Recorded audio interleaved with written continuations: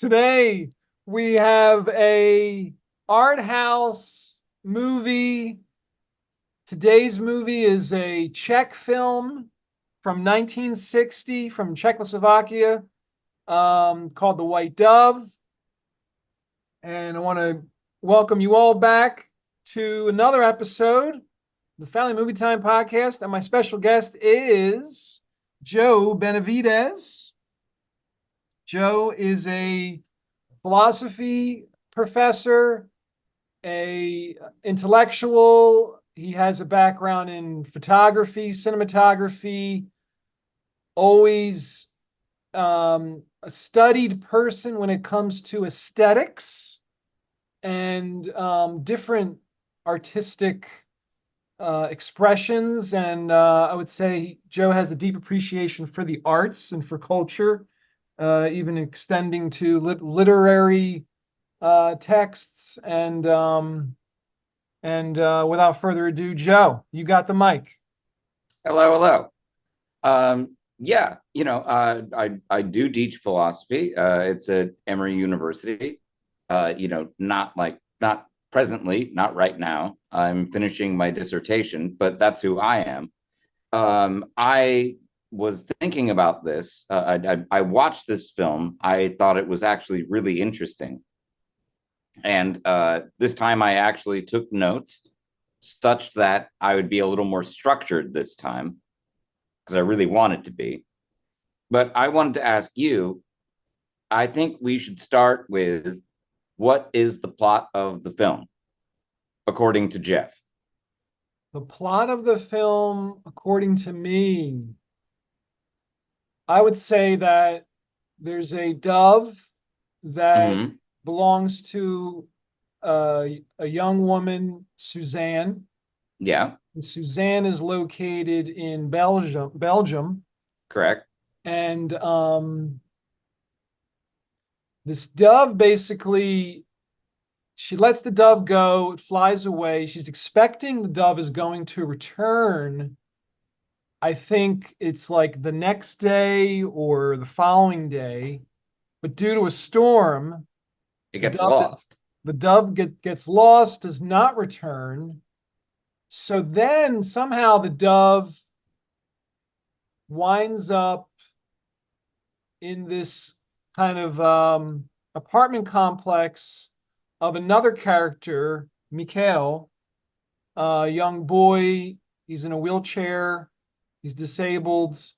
Um, he, through a kind of one of the more morbid moments in the film, and we'll be able to talk more about this too. It's a sadistic thing. He just kind of wings it, right? He doesn't kill it, but he injures it. Yeah, and I guess it's a BB gun that he shoots at the dove.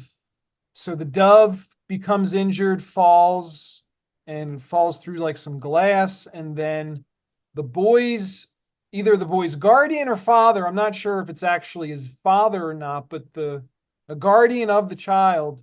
So you have Mikhail is middle school age kid. You have Suzanne is probably in her early 20s or 19. And then so Mikhail injures this dove. His guardian or father rescues the dove. And then the story becomes from there. That would be the setup. From there, it's like the boy is nursing the dove back to good health and feels very bad about injuring the dove. And the boy spends a lot of time alone.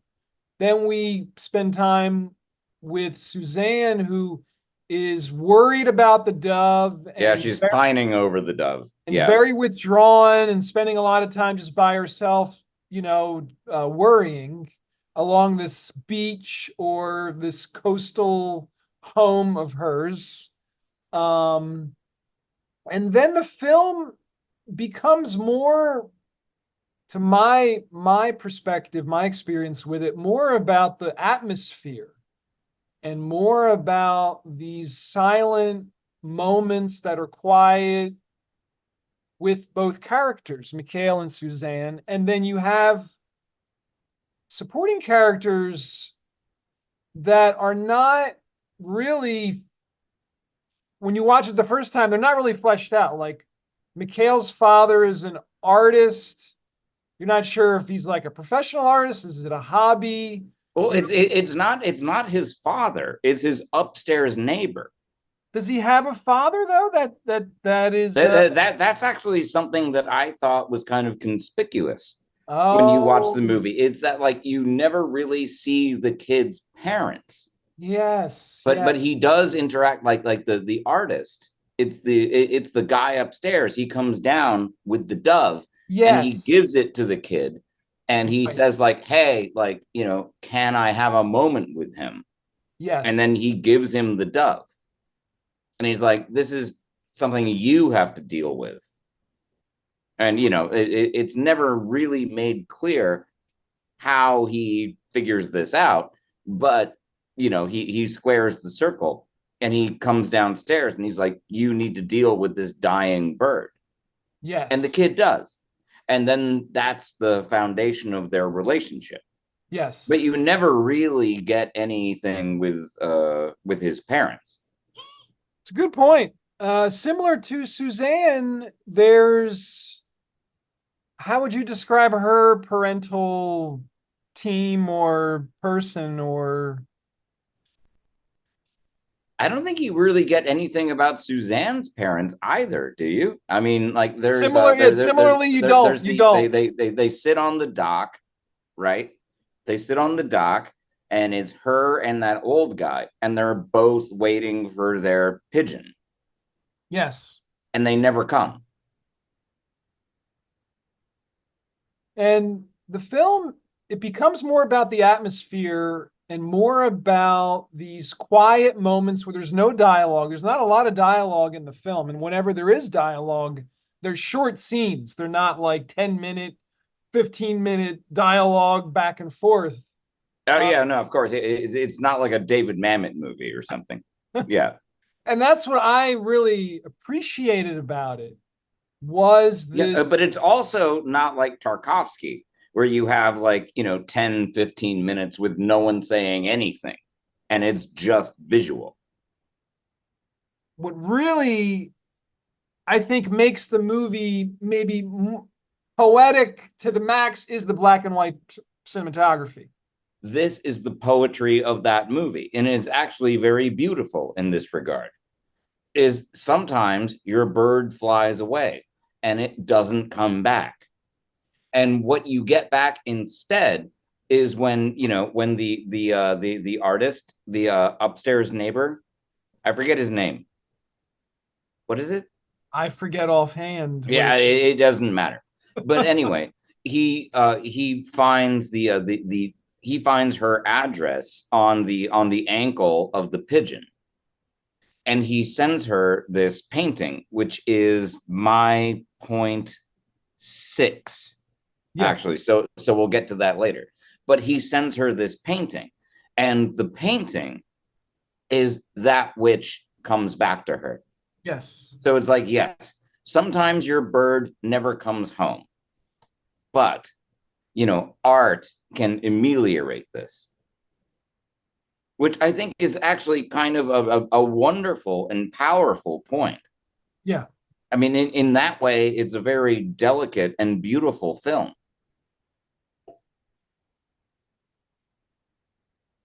Let's go through your points. What's the first one? If I could start, my first point is the Criterion Collection. And currently this movie, if you do, which is the only way that I could find to see it. The only way that I could watch this film was via the Criterion Collection, and they're like, we're going to charge you $100, but only after a week. And I was like, well, okay, I just have to make sure that I remember, you know, to renege on this after a week. I'm like, okay. Point, and that's did they have different options for plans? Was that the only plan? That was the only one. That was the only one. I figured that Amazon would have some way for me to do it because, you know, I do subscribe to Amazon, but, you know, the only one was via Criterion. And I was like, okay. And then I thought, like, how often am I going to like watch like old art movies on Criterion? Like, am I going to do this on a regular basis? Like, realistically, I mean, maybe, but probably not. I see your point. Yeah. I mean, So yeah, there's my first thing was Criterion Collection. It's like, what why I are you want to doing say. me like this? I want to say a couple more It's things. like you could charge me $5 to watch it once. Like that would be one thing, but you're asking me $100 to watch everything for a year. Like, come on. Yeah, there's something to be said for availability and accessibility with a lot of these really, wonderful films. Um, and this movie is not on DVD, it's not on Blu-ray. So it's like, how do we I mean, reconcile I that? think it is actually. When I was looking it up, this is there were two options. One was subscribe to Criterion. The other was buy a DVD from Amazon. It is on DVD? That's what they say. Oh.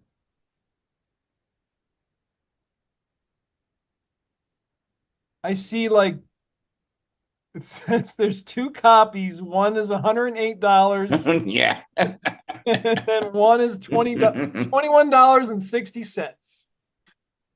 Yeah, they must be very different. I don't know who put this. It looks like Facets may have put it on DVD, but I can't really tell if it's a legitimate Facets DVD. I guess it is. That's interesting. Yeah, I mean, it's a challenge to see these movies. And if it was up to me, we would maybe have more art house theaters that would show these kind of films, and Yeah.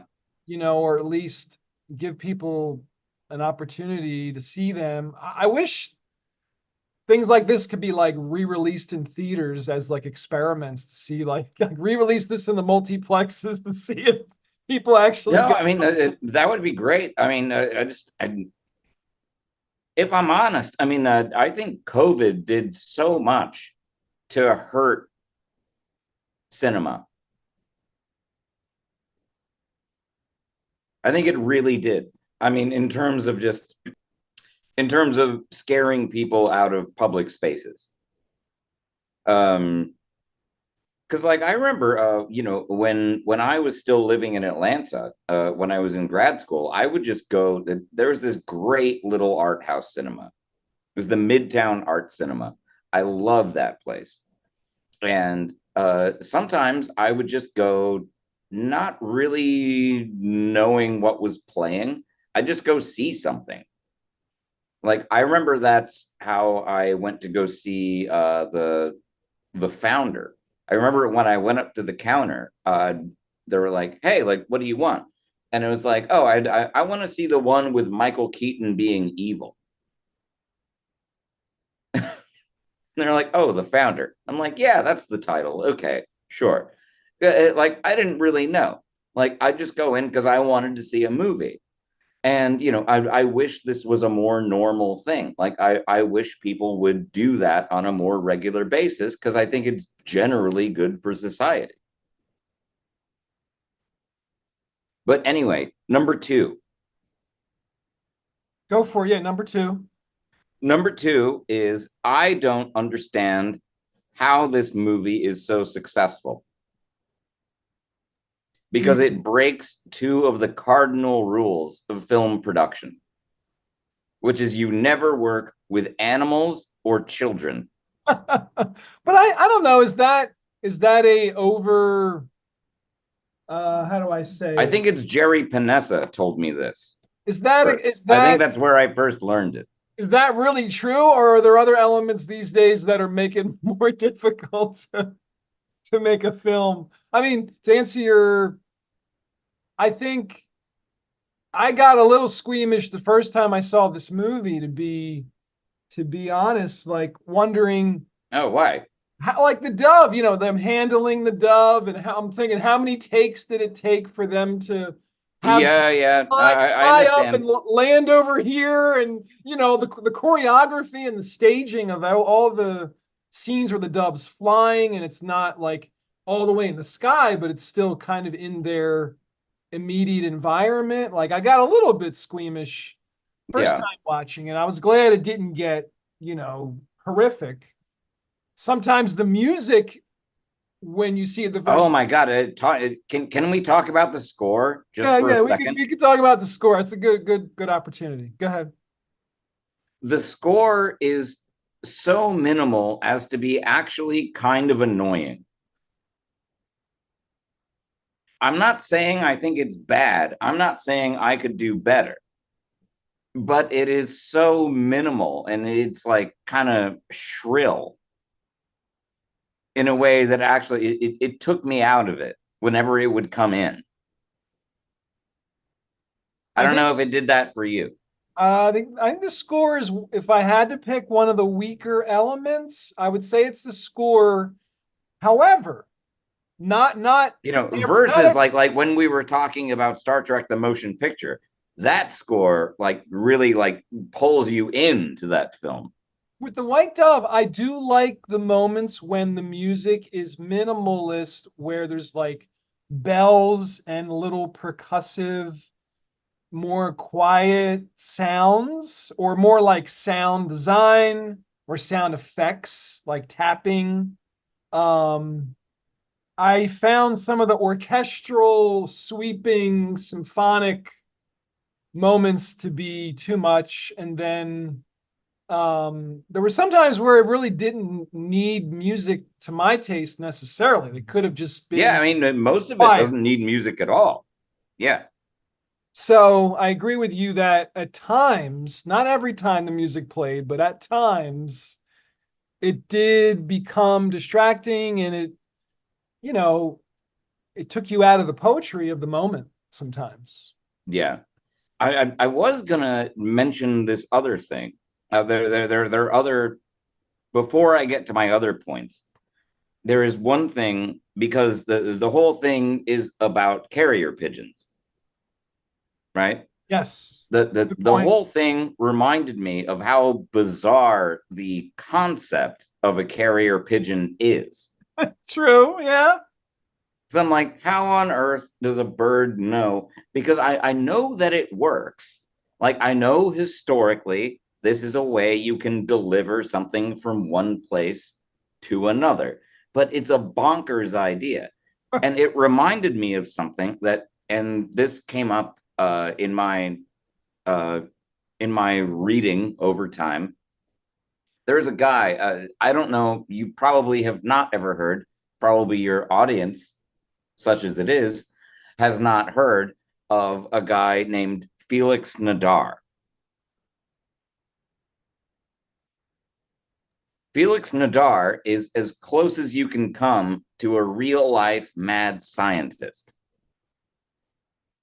He was a late 19th century French, and he would, for example, go up in a hot air balloon and try to take pictures of the ground, such as to make maps. And people, and he would fail because what he didn't know, and I actually didn't know reading it, is that when you get into higher altitudes, actually photochemistry changes, and and the thing is, he needed to develop photographic plates on glass in the basket as he's up in the air. So the chemistry changes as you go up in the air. Finally, he figures it out. That's the thing. Anyway, fast forward. You're in the Paris Commune. And in the Paris Commune, Paris is under siege by the Prussian army. And everyone wants to get letters out to their families in in Lyon or Belgium or wherever they are. And they're basically just sitting around in the bar talking about it, you know, trying to figure it out. And this guy comes up to Nadar. He's like, hey, I got this wild idea. And Nadar's like, and keep in mind, Nadar is one of the premier portrait photographers in France at the time. Like, he had taken some of like the great portraits of like literary figures and poets and artists, and he was a like very serious guy. But anyway, this guy's like, hey, like just throwing it out there. Suppose if you had like a platter and you had a standardized form of paper that everyone had, and they just wrote on one side, you know, not the other side, because you can't photograph both sides, you know, and they wrote the address, and you could photograph that whole thing. And suppose you could make a print of it and then shrink that down to say maybe 100th or 1,000th of the size. He's like, I don't know. I'm not an engineer or whatever, but like it, in principle, is this possible?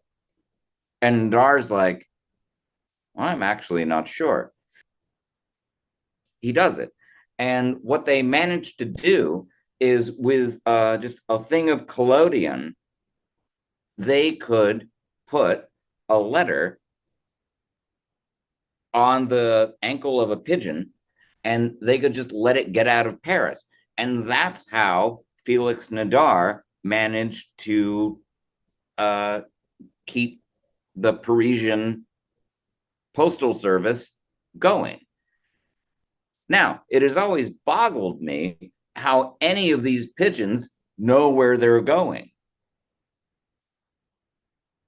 Because that's a nuts idea. I mean, I know that they did it and I know that it works, but this is one of like the more magical things about the world is, you know, there are things I don't understand that work. Do you think on and this is actually to go back to the beginning of White Dove. One of the things that I really noticed and really caught my attention about White Dove is usually with an Eastern European movie, usually it's just there. Say, for example, if we were to watch a Bela Tar movie, that's very Hungarian. You know, usually when you watch like a Fellini movie, it's extremely Italian. This is a Czech movie, but it opens in Belgium. And I remember watching the opening and being like really surprised because it's that guy sitting on the sign, you know, and it says like Mons is like 45 kilometers that way or something, or I forget the exact number, but it's like Mons is that way. And that really hit me because when I was in college, well, when we were in college, on winter break, I went to go visit my my friend David, who is in Belgium, and he was staying in Mons. I know where that is. Like, I know where that train station is. It was crazy. And the movie begins. The guy's sitting on the train. Mons is that way. And he's just waiting for the sun to rise such that they can release all of these pigeons.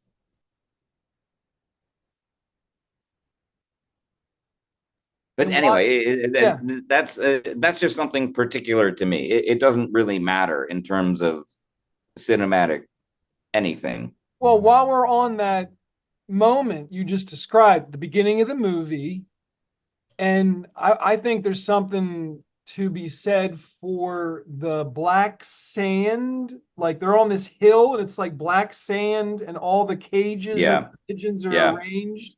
And then they open them all and there's how many cages? Like 20 or 15 or something? I Yeah, don't think again, to go back to, don't work with animals or children. I have no idea how they pulled that off. It doesn't make any sense to me how this actually succeeded. Yeah, I mean, it's quite an opening to the film, and immediately, yeah, I would say Yeah, it's you know what it reminds me of is when we were in school. I don't know if you were there. I don't think you were there, but I was working on this. I think it was a 10 minute with Justin, and part of that script was it was this like sort of domestic drama. There's trouble with the relationship or whatever, and they would pan down and there would be cockroaches that would like come into the frame. And I was the camera operator on this. And Andre was he was the cockroach handler. It was his job to keep all of these cockroaches in a box, and they had bought them specially from some shop. I don't know. And he was like, "They're not gross. They just eat apples. They're fine." You know. But one time I'm like, we're about to like start a take. It's like camera, sound, rolling, and Andre just puts this gigantic cockroach on my hand. And I couldn't panic. I was like, what are you doing to me? Like, this is why people don't want to work with animals. Uh, um. What's your next point? What do you have? oh, uh, it was actually, this is more of a visual point. This is more of a technical thing. Doors. In terms of black and white cinematography, this is where I think this movie really shines. Doors. Like I agree. Go ahead. Yeah. with this is maybe getting a little bit nerdy, but with Ansel Adams, you have the zone system. You have 1 to 10. 1 being absolute black, 10 being absolute white, and everything else is in the middle. 5 is gray, right? That's why when you do exposure, for example, you have a gray card. That's zone 5. That's what that means. Like a lot of people that actually do photography don't even know that. But some of the door sequences in this film are astounding. They're so beautiful. Like there's one where it's Susanna, right? That's her name. She opens her door, she walks out. Somehow, like the sea is right up to her doorstep, and she just walks out into the ocean. It's one of the most beautiful things I've ever seen. It's incredible. Yeah, I agree. That one's standout, definitely. And there are other ones. There sorry, I won't bring it up right now. I'm trying to rely on my memory as much as I can. But there are several other scenes that really use the door frame and the sort of zone 1 versus zone 10. Like this really, it's not exactly chiaroscuro, like not in the way that other films would use that, but this really harsh thing of like a dark background and just this big bright open door. And I think it really hits on, I don't know if I would call it a philosophical theme, but a theme of, perhaps the bird is not coming back.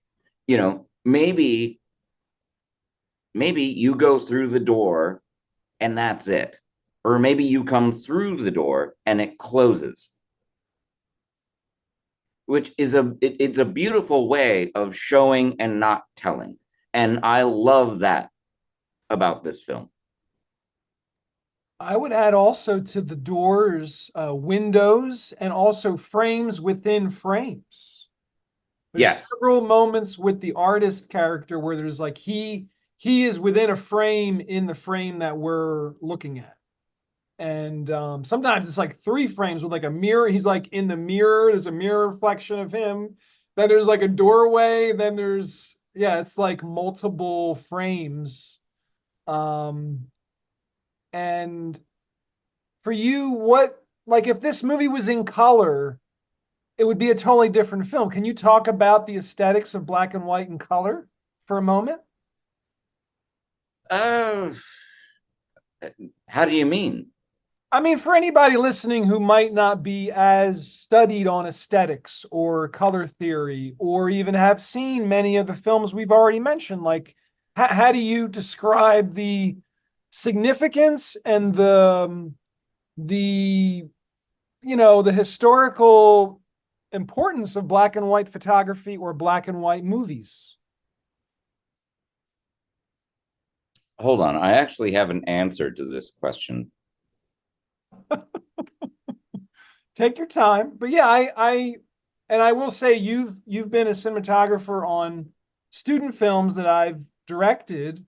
None of them were in black and white, but I have seen your work over the years, especially your still photos too.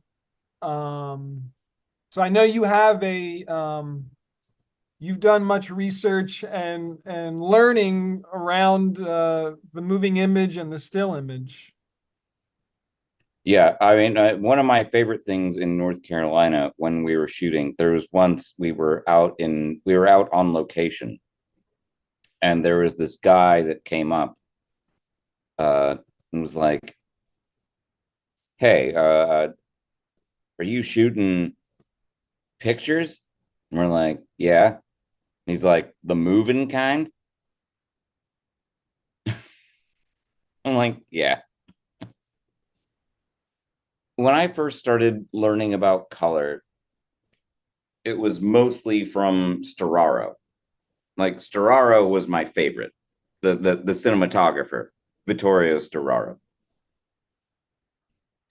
And for him, red was the color of youth, which is to say, the color of the past. Orange was the color of the mother. Yellow was the color of anxiety. And like I would actually talk with when we were doing Night in Space, for example. Like one of the reasons that I pushed for, you remember in Night in Space, you wore yellow. Yeah. Yeah. Like that was me. I convinced Tom to do that because it was, well, number one, Storaro would describe it as the color of anxiety. And Tom really thought that yellow was the color of anxiety. I never really understood why, you know. But then, like, blue is the color of the future. Purple, Storaro, for whatever reason, says is the color of violence, of like villains. Most of this you can see in Dick Tracy. If you go and watch Dick Tracy, all of this plays out. Green is the color of knowledge. If you watch The Last Emperor, this is why, like, when Peter O'Toole shows up, he shows up on a green bicycle.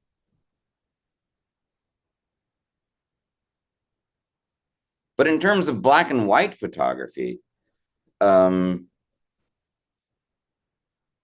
and white, this is why I was saying, this is why I brought up the zone thing in the first place. With the door scenes, you get this, zone 1 and zone 10 in one frame, and it's amazing. But a lot of the movie sort of lives in like zone 5 and 6. A lot of it is kind of gray.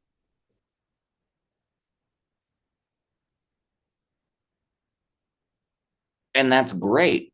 I mean, it gives you such contrast within the composition of the film as a whole.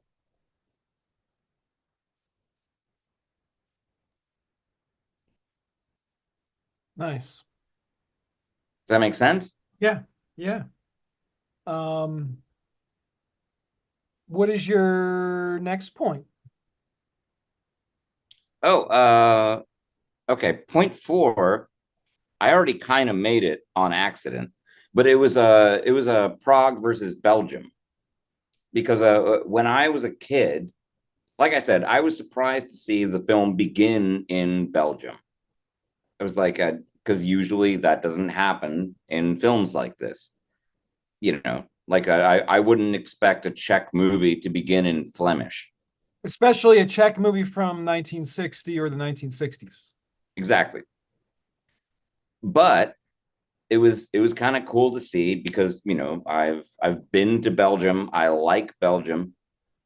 But then you cut to Prague, and just like seeing pictures of Prague in the 60s, I was really kind of astounded that like it basically looks the same. I mean, Prague has this benefit of being one of these cities that, during the Second War didn't get the, I won't say any bad words. It did not get bombed and destroyed. So pretty much everything's there, because the Czechs gave up. So they didn't, it's not like Dresden or something, you know.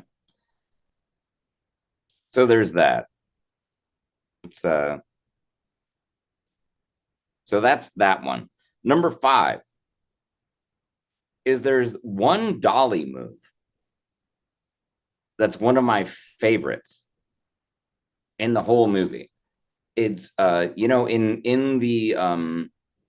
the part where they're in Belgium, there's that guy, and he like tortures the old man with the dove, and makes him like look for it, and then like hides it and puts it in other places, and then Susanna finds it and she takes it for herself. And this is you're referring to the sculpture of the dove, right? Yeah. There's one shot that I think is so good.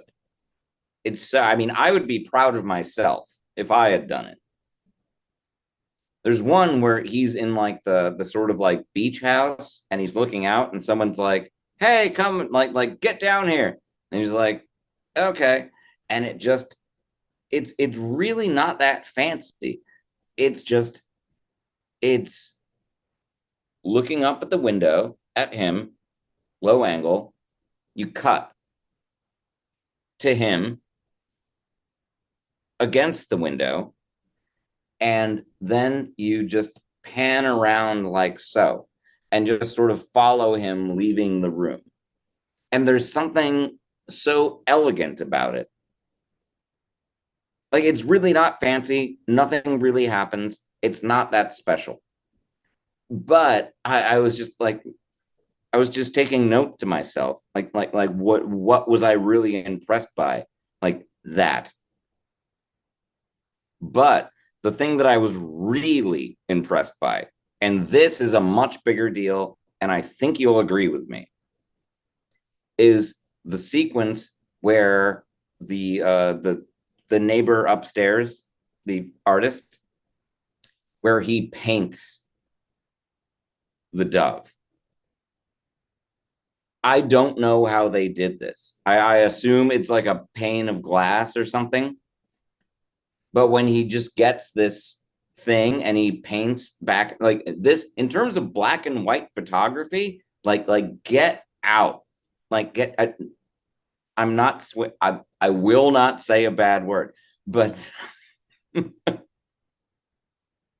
but they do this amazing sequence. Is that when Or, he's like painting the window? Looks like a window or a yes, closet or he something? paints it. He paints it back and forth, and then up and down. And then it basically it's like he makes Starry Night, but in black and white. It's an incredible thing, and you see it happen in real time. I mean, it's really an incredible thing. Yeah.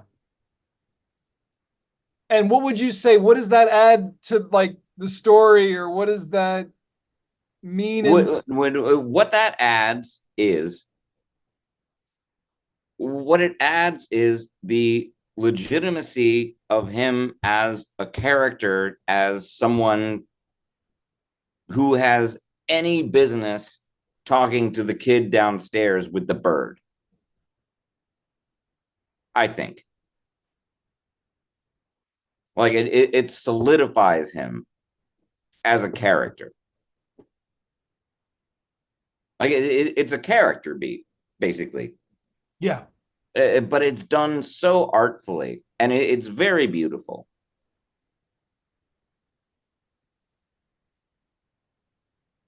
What about, I thought you were going to also include with favorite camera movements or cinematography, was there's a scene where Suzanne or Susanna is like, I think she's got her like head on her hands, like kind of laying down, and the shot is just like of her head and her hands. And then it looks like the camera tilts around, but it's also like she's kind of like lifting her head up. And it's such a I don't elegant, remember this bit. it's like it kind of like rotates kind of with her moving her head. It's hard to describe. I was impressed with the camera movement and I should remember it. I just watched it. but you probably would. When at what point in the movie is this? This is early in the film, first half an hour at least. Yeah, somewhere in the first 30 minutes of the movie. It's a quick kind of scene. I mean, none of the scenes are that long, as we've mentioned. This scene, yeah, it's just like she took a nap and like she's kind of lifting her head up, and it feels like we've started like upside down and then it like rotated. It's got an interesting. Oh wait, no, I do remember this. I do remember this. Yes. That one is interesting. She's in bed. She's in bed, but she's like upside down, and then the camera sort of does a 180, like so. Yeah. Yeah. No, it's a very cool shot. Yes. And I think, is it true? Would you say, is it true that most of these scenes take place during the day or at dusk or dawn? Is that true, you think, for most of the film? I didn't see a lot of scenes at night, or maybe remember a lot of, they didn't feel like they were at night. Well, I don't know. I mean, it's a movie. I assume a lot of it was, well, I'm not sure. I was about to say that I assume a lot of it was shot on set, but actually, now that I think about it, that's probably not true. I think it was pretty much all on location. But no, I think you're right. I think it was probably mostly during the day. I don't think any of it is at night, is it? I don't think so. The closest would be like dusk or dawn. Like you described the opening scene of the movie, which is, the sun is just coming up, and then I mean, I kind of wonder how they pulled that off so nicely, because it is the sun rising, so it must be a time lapse. Yeah. But it looks so clean, like it's so nicely done. Yeah, there's definitely a magical feeling, to say the least, about the images. Not to stray too much, what's your next point on my notes? my final point is the ending. spoilers. In case you were worried about knowing the ending of The White Dove. And in case you want to see, now's the time to go get your free trial. Yeah. Criterion channel. Now's the time to get your free trial on the Criterion. Or if you want to just get it, it's up. They will hold $1. They will hold your credit card ransom for $1 for 7 days. After that, they will charge you $100. So, be warned. But that's what it's going to take for you to see The White Dove. But no, the ending. And we talked about this at the beginning already. So this is kind of redundant. But, when I was watching it, I was like, well, I mean, there's the whole scene with the artist and the kid, and he makes the sculpture of the kid. And then he rips the face off of the sculpture of the kid. And it goes, the kid is visibly upset. He doesn't want to let the bird go. Ultimately, and the guy's like, hey, the bird isn't yours. Which I thought was wonderful. Because he's right. The bird is not, it doesn't belong to you. And he makes the kid let the bird go. He lets the bird go. He reassembles the sculpture. And then you never figure out where the bird went.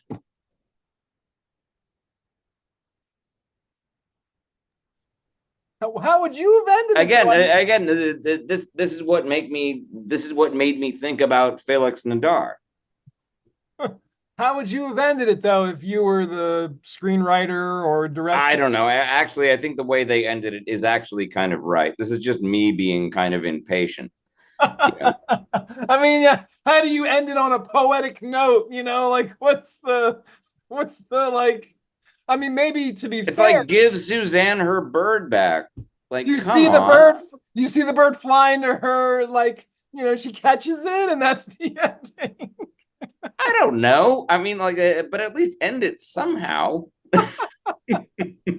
There's, it's just like it felt like a non-ending. It is a 70-minute 1960 art house movie from Czechoslovakia.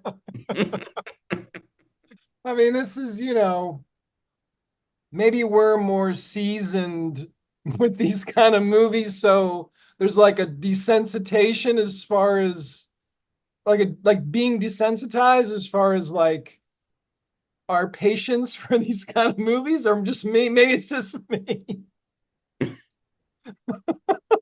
I mean, I like to think I'm pretty patient with these sorts of things.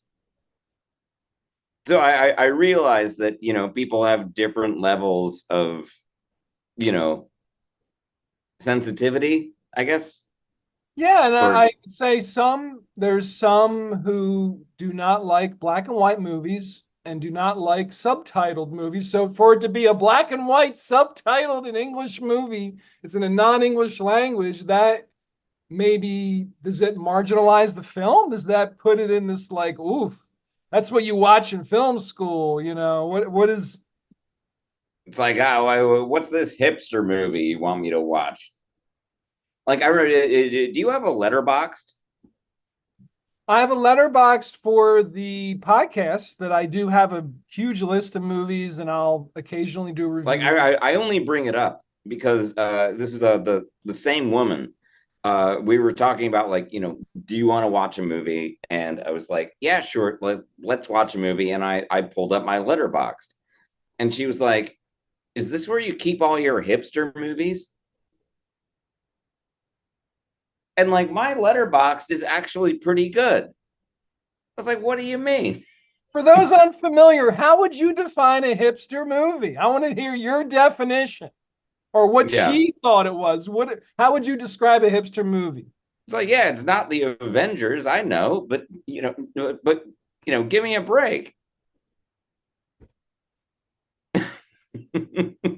Is the problem language with a lot of this? It's like our lack of description or lack of adjectives to properly I think it is language. Yes. summarize, like, and especially giving respect to the art and all the time it takes to make all this stuff.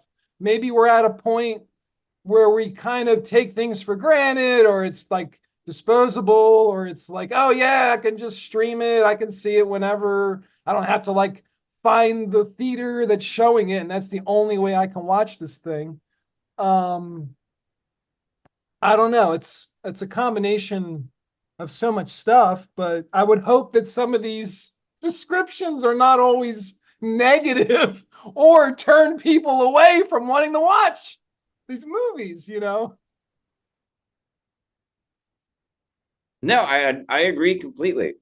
I mean, like a weird little Czech art house film, you know, should be, I think, it's just something like the idea of it is not something that most people are really that familiar with. Therefore, they don't gravitate towards it. What do you think? Or maybe don't have the patience for it, which, to be said, it's only 70 minutes. It doesn't actually require that much patience.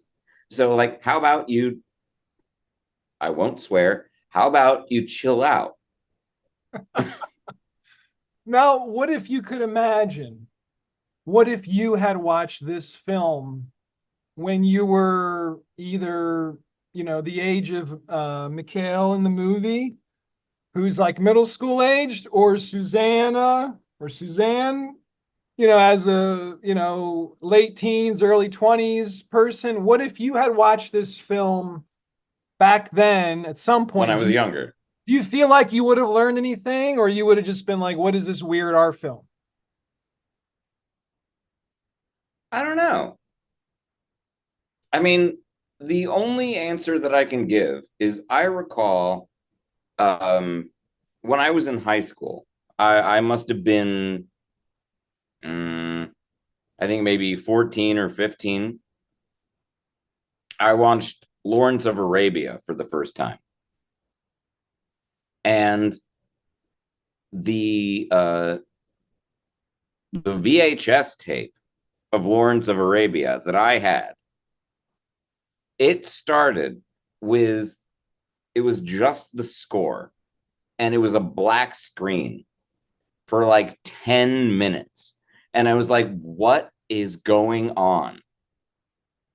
This is nuts. And it was 2 tapes because Lawrence of Arabia is really long. But I remember sitting there at the beginning just being like, okay, I guess I just have to sit here.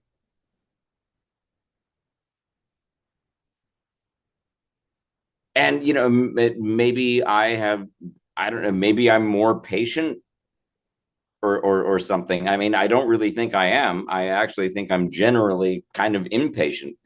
But some people just won't sit through that. And seeing the White Dove now, what do you feel like you got out of it, or learned from it, or were you entertained by? Yeah, what did you take from it? I wouldn't say, well, was I entertained by it? The answer is yes. I did really like it. However, I really thought of it more as kind of a really nice like tone poem.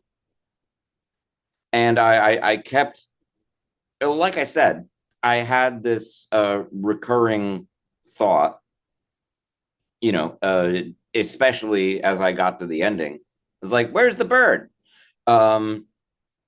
My thought genuinely was, sometimes the bird doesn't come back. And that is true for everyone in pretty much all things. And this is something that, like, I think that's what the movie's about. Like, that's what it actually is about. And that's a profound thing. And the way that it does it is very elegant and really well crafted. So, for me, 10 stars. Would recommend. Do you have another point from your notes that you took? No, that's all I got. I mean, I wrote down this thing about Hiroshi Shizumi that you seem to think is interesting, but I don't know who that is. Well, I should give some context. So, on the topic of black and white movies that I think are similar in some regard to The White Dove, or at least the energy or the rhythm or the poetic nature of the images, I would say Hiroshi Shimizu, his silent movies and early talkie films, especially there's one called Mr. Thank You about a bus driver. It's really, I would say, worth seeing. Hiroshi Teshigahara, the way he used black and white images to tell his stories are worth noting. And they would range from, like, there's a short film called Aiko, it's AKO. It's a short film about a 16-year-old girl in Japan. Mm. And then there's a film he made, probably not a family-friendly movie, however, definitely an art house film called Woman in the Dunes. All art house films are family friendly. And then there's another black and white movie Teshigahara made called The Face of Another. That's excellent film. Definitely would be a good Halloween screening. Yeah, maybe. It's a thriller. Face of Another. Currently on the Criterion Channel. Woman in the Dunes. I have 5 days left. Woman in the Dunes, Face of Another. They do have the short, AKO. Also, I want to include, and I said earlier, but just to kind of, synthesize it now all together, Ermanno Olmi, the Italian director. I have no idea who that is. Also on the Criterion Channel, there's one called Il Posto. I'm writing everything.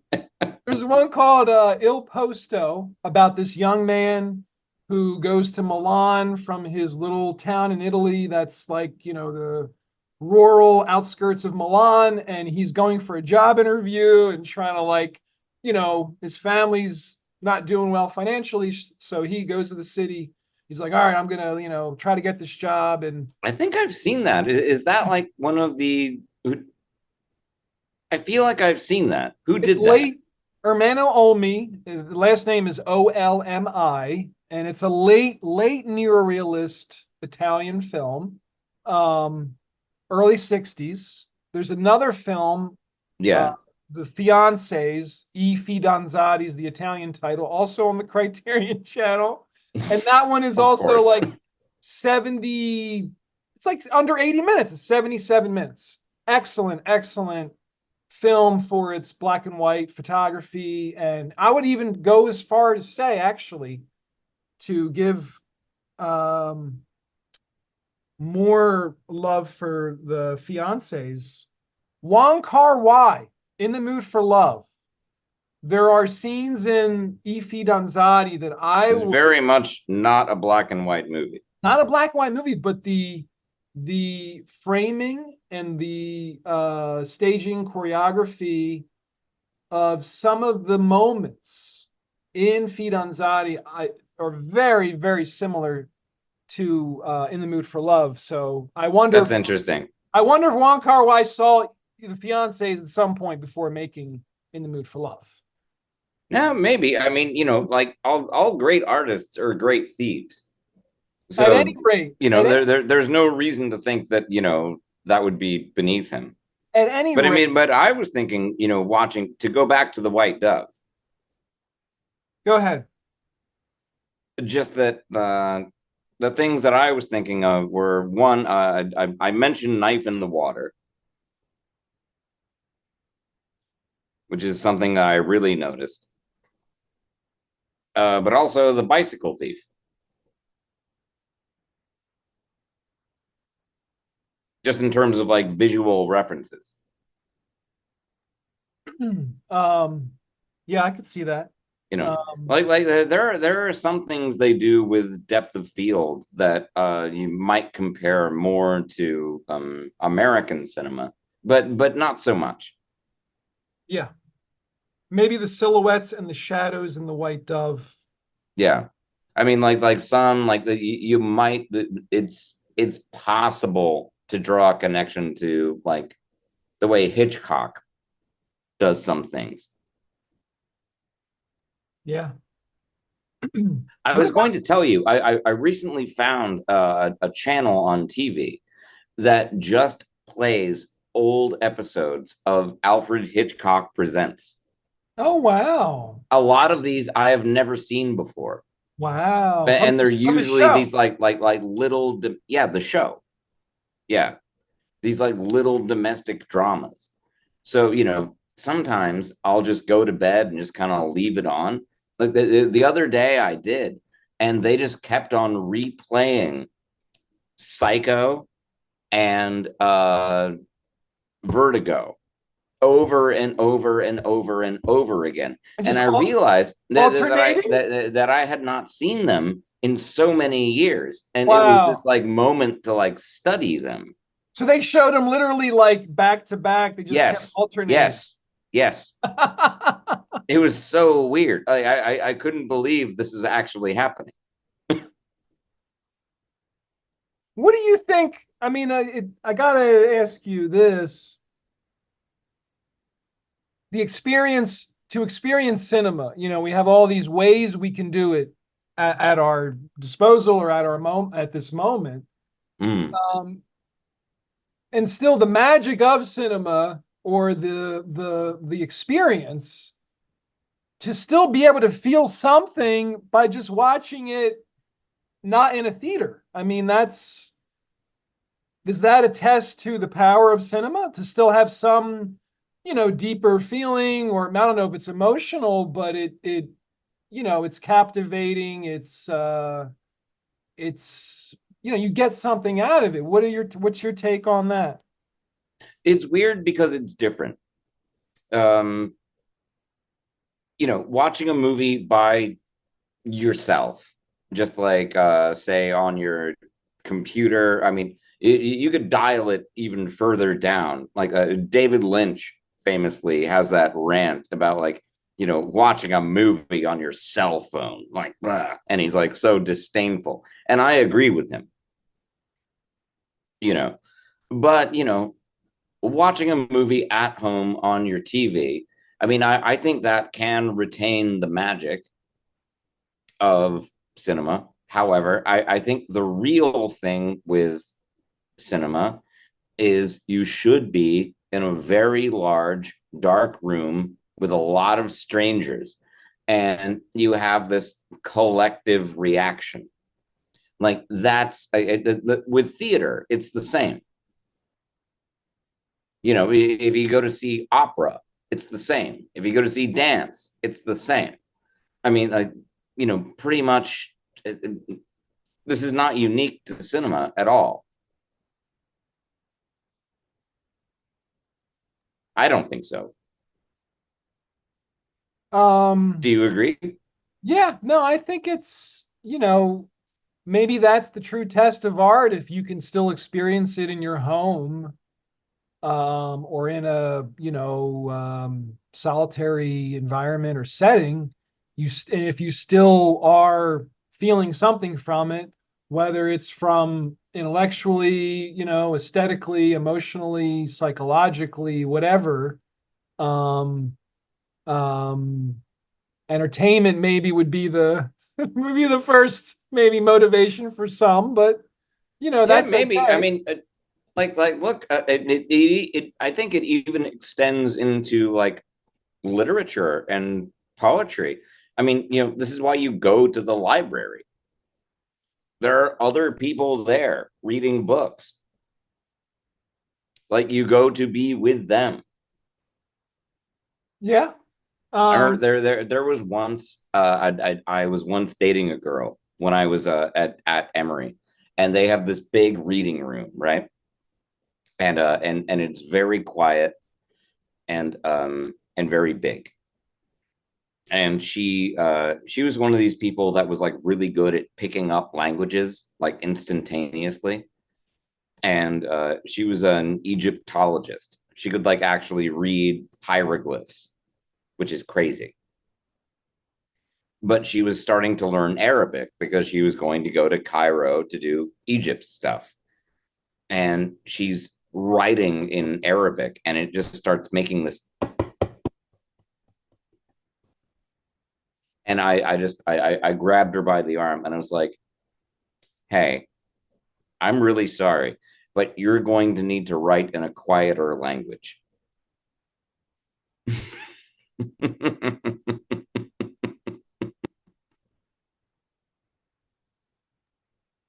With the movie, But no, but again, like I say, with something like a reading room or a library, like yes. this is you have a communal thing with literature, like not in the same way that you have with cinema or the theater, but it is still a communal space. To not shy away from what you said earlier, I want to give a little bit of time because this is a, you know, maybe we're still dealing with what was it? The pandemic was like 4 or 5 years ago at this point. Um, Yeah, I mean, according to some metrics, still not done. so like with that, um, is something like drive-in movie theaters? Do you feel like if there were more of those, would that make more sense in our contemporary moment here? Or should we Well, no, just, not now. It's winter. That would suck. but I mean, like, my point is, But come spring, should we think of alternative ways to experience films compared to the past? Like, is that necessary, or I don't know. I where do mean, we like, go? look, Where do we go from here? this is my position on movie theaters. And I don't think this is especially controversial. When I was in Atlanta, I would go to, like I said, the Midtown Art Cinema, which is actually a pretty dumpy movie theater, you know, but they would generally play good movies there, and it was cheap. And you could get a drink if you wanted it. But with like, since I've moved, the thing is, there are places like what do you call it? What's its name? The there's the last movie theater I went to that I actually really like because they have a pretty good classic movie program. Is this the Draft Uh, House? yes, the Alamo Draft House. That's it. And you get this big chair and it reclines and they'll bring food to you. And I hate it. I hate it because, you go, you're watching a movie, and the entire time you have these people scrambling in front of you, like pretending that they don't exist. And I'm like, just stop. Just stop it, please. Like for the love of God, like, come on. So you wait a minute. So you feel like it would be better if, like, when the movie starts, there's no more orders, you can't get any more Yes, there's drinks. nothing. Now there's nothing. Okay. You would prefer Unless that. you can maybe you can get up and get it yourself. Maybe.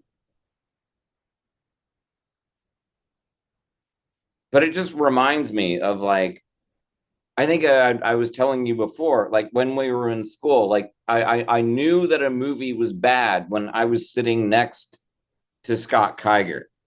And when he would take his shoes off, it'd be like, oh, it must be really boring.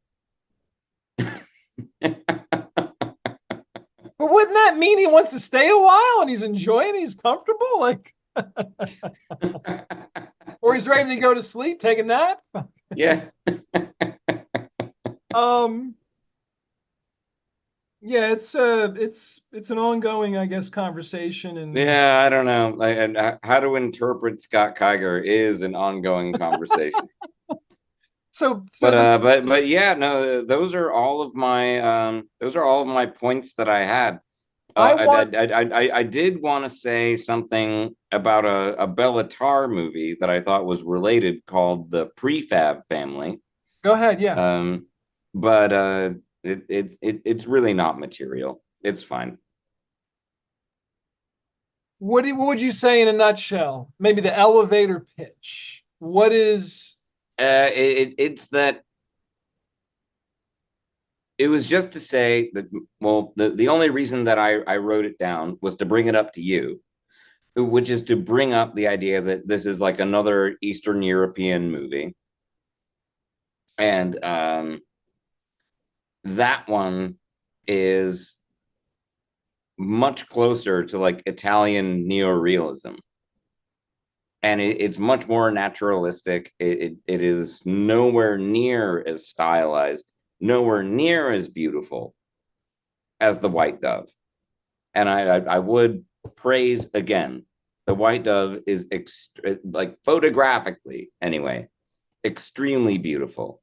Whereas The Prefab Family, I think, is actually kind of ugly on purpose, which seems like kind of a Bela Tarr thing to do. So anyway, that's yeah. And I'll include Damnation for Bela Tarr fans out there. That's one of your favorites, right? Damnation. Oh yeah, no, Damnation is my favorite by far. And that's in black and white. Yep. It's like that scene in Damnation where that I forget her name in the story, but when she sings that song, there's that long scene of her singing that song of just I think what she says something horrible. She says like, if you think things are bad now, don't even think about it because they're only going to get worse. Like it's like this really dark thing, which is very Bela Tarr. Like he might as well be Cormac McCarthy.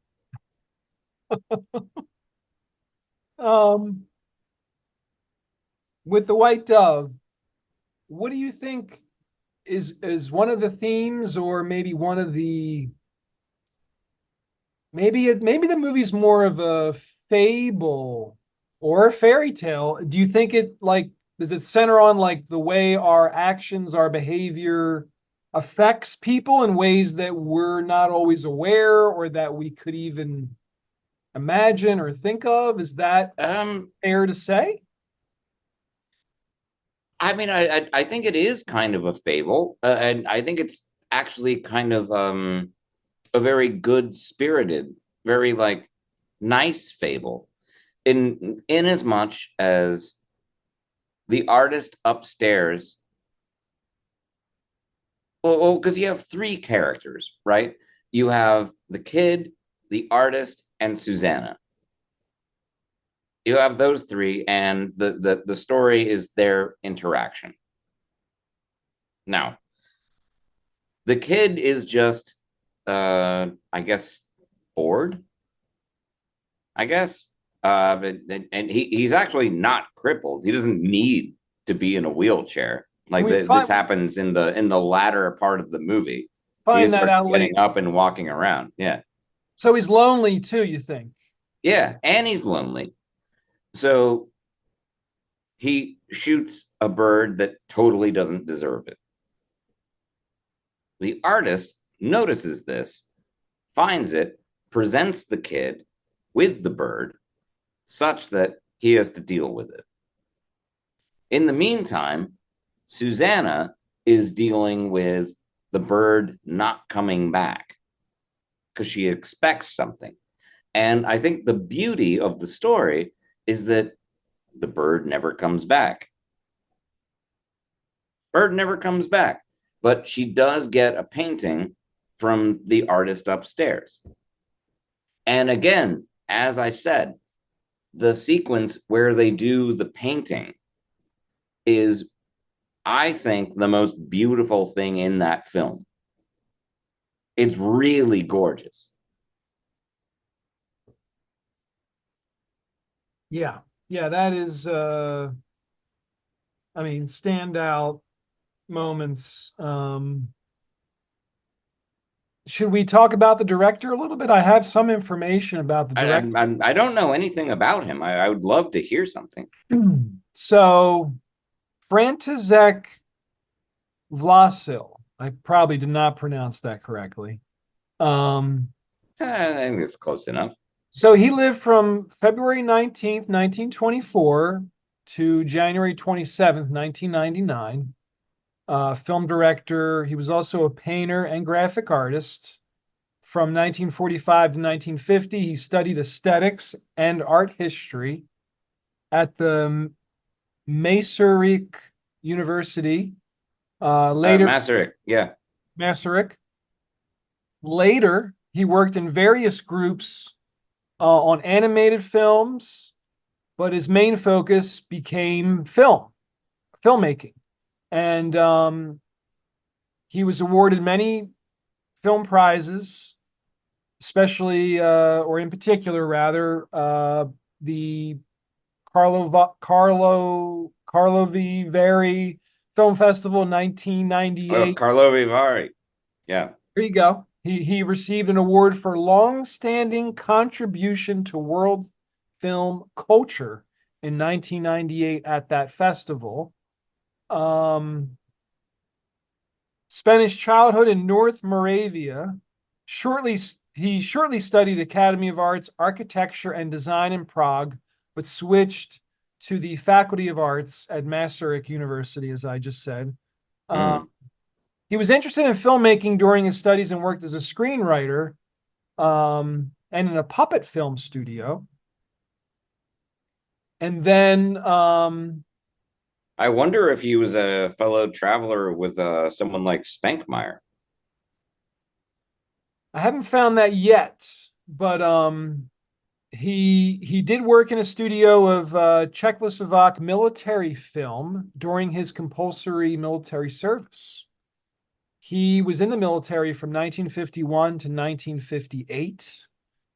He met cinematographer Jan Kurik, with whom he frequently collaborated during his career.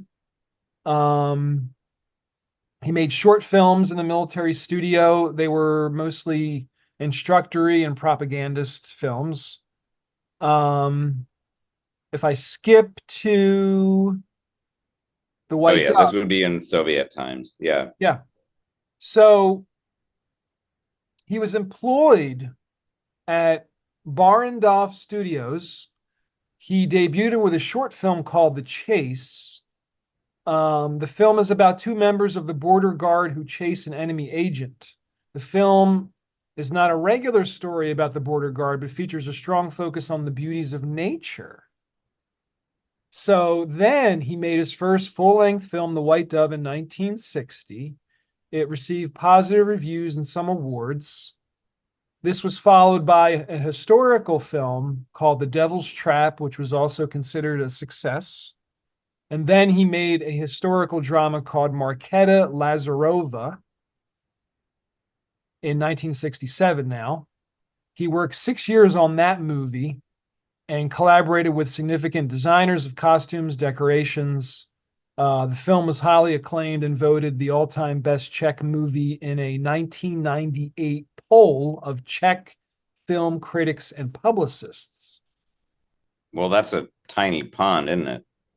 The film was very expensive, and he was actually forced to make another movie, another historical film called The Valley of the Bees, which used the same which used the same decorations of MARKETA LAZAROVÁ, so that the budget could be partially repaid. So skipping to some other, after the Velvet Revolution, Vláčil received a number of awards. He won the Czech Lion for lifetime work and extraordinary contribution to Czech cinema, became president of the Czech Film and Television Academy. He did That's nice. he did have problems with alcohol during his life.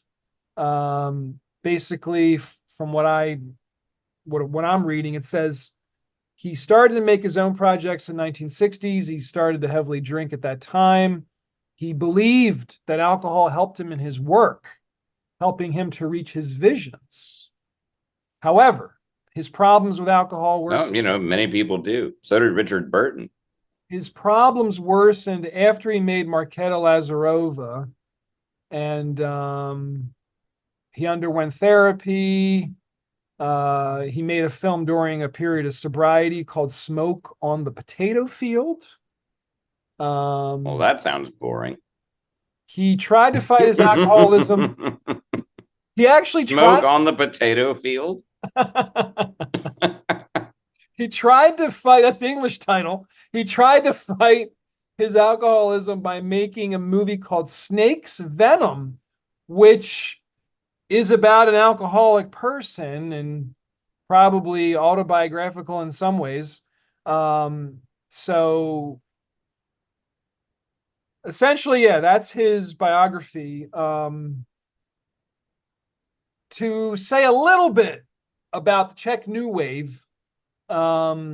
So this started in the 1960s.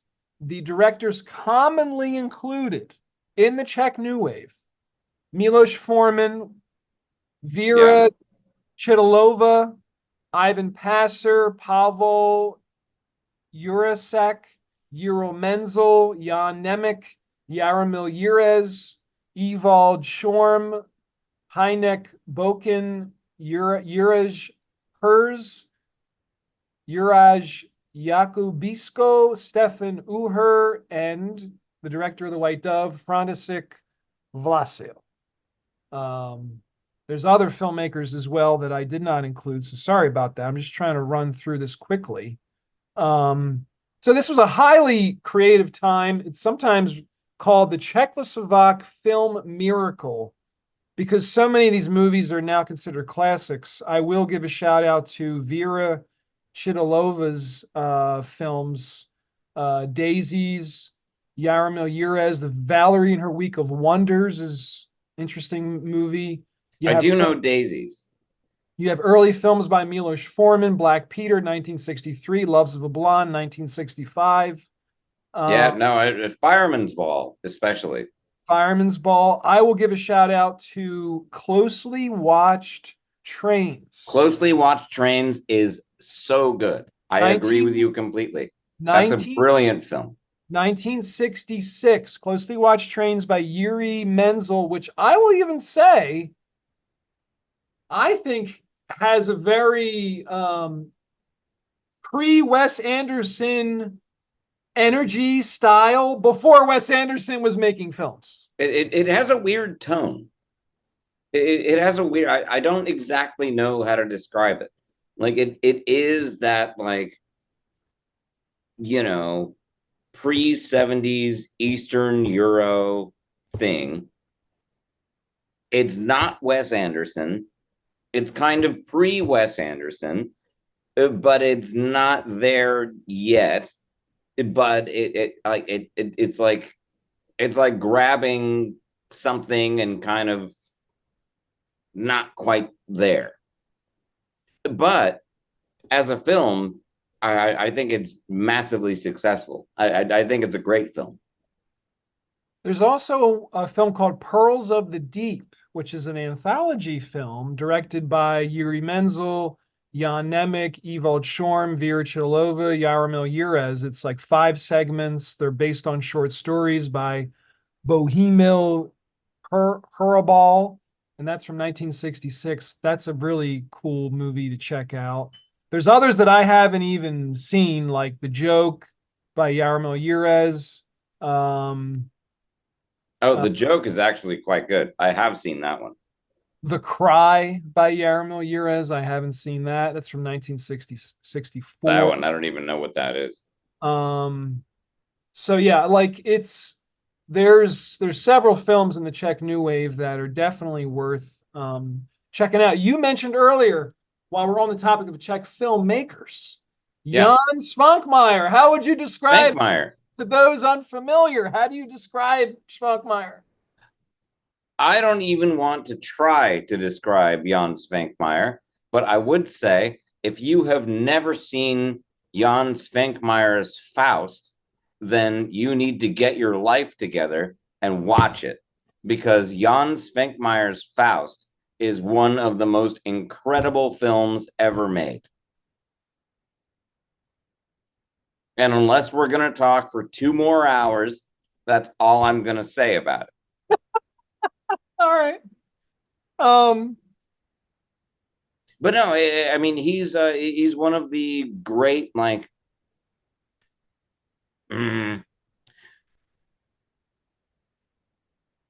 okay, we went to art school, right? So you learn about sort of art goes historically, and surrealism was a thing that happened like what, in the 40s. It's like an old thing. Svankmajer is one of these great examples of a real deal surrealist that was doing it in like the late 80s into the 90s.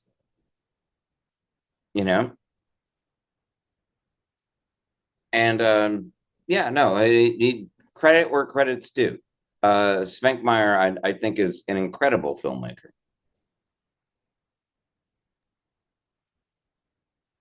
I want to also include, I mean, black and white movies, we could probably talk another 2 hours. Otar Iosolani. Do you know this name, this person? I've never heard this name before. A Georgian filmmaker from the country of Georgia. From Georgia? No, I'm not familiar with Georgian cinema. I'm sorry. This guy's films, in particular, Falling Leaves, Pastorelle, very poetic films. Once Upon a Time, there was a singing blackbird. This is 1970. Falling Leaves was 1966. Pastorelle, 1975. These sounds like Ozu movies. That's by the title. Yeah. I want to give a shout out to Otar Iosolani. Passed away in 2023. He was 89 years old. I mean, that's a good run. I was thinking of him for his approach to, poetic black and white cinema. I really feel like there was some similarity in the rhythm, the energy, or the vibe for The White Dove. So if you like The White Dove, or if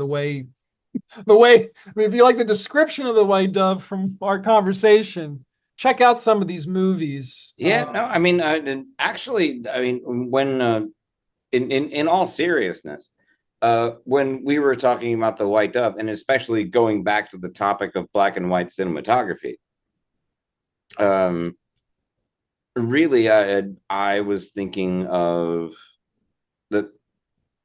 One of the first thoughts that I had was to go back to Mike Nichols and Who's Afraid of Virginia Woolf, which is not as visually exciting as The White Dove is. But I mean, most of The White Dove actually isn't that exciting. Sometimes it does. Like I said, this is why my note number 3 was The Doors. When you have The Doors, you have this like very like high contrast chiaroscuro thing going on. But most of the time, you're just in like normal life, which is exactly what Virginia Woolf does. And you mentioned, and I don't know, and that's a movie that I've always, as a cinematographer, as like a photographer myself, I've always really admired that movie, because yeah, it's it's very theatrical. It's just in a house. Like it's not very exciting, but the way it's shot is just so elegant, and I've always adored it. You mentioned Ozu earlier. Yeah. If you had to recommend one Ozu film, what would you say? Ooh, floating weeds. Floating weeds. If you're gonna watch one Ozu movie, it should be Floating Weeds. It's brilliant. And this is the one he made in the 30s, right? Is that what you're referring to? Floating Weeds, I think, is in the 60s Well, he remade it, I believe, in because it's in color. yeah, he remade it in color, and then there's a version from the 30s also, 1959. Okay, that sounds about right. Yeah. And 1934. I don't remember. I mean, I assign my students to watch this, so I should know the answer, but 19, I forget the details. 1934 was the black and white silent film version by Ozu also. And that's on the Criterion channel while you have That's also on the Criterion channel. while you have the trial, you need to watch the Yeah. original Floating Weeds. That's your homework. And then let me know if we should do an episode about it. Yeah, but before the clock runs out. I'm just Yeah. kidding. I'm just kidding. But I think that's a good place to stop. So Yeah. thanks again, Joe. And No, I think this one was good. I think this is better than the last one. well, Star Trek deserves all its, attention and praise. I think you did a good job talking about Star Trek too. So I mean, I tried. I actually saw the thing today, and I listened to myself, and I was like, "Oh my God, bro, you're all over the place." But I don't think it was so bad. it was fun, and this one was fun too. So But I think this was definitely more focused. yeah. I'll say happy holidays, happy new year to everybody out there. And I'll see you again for another episode, Family Movie Time Podcast.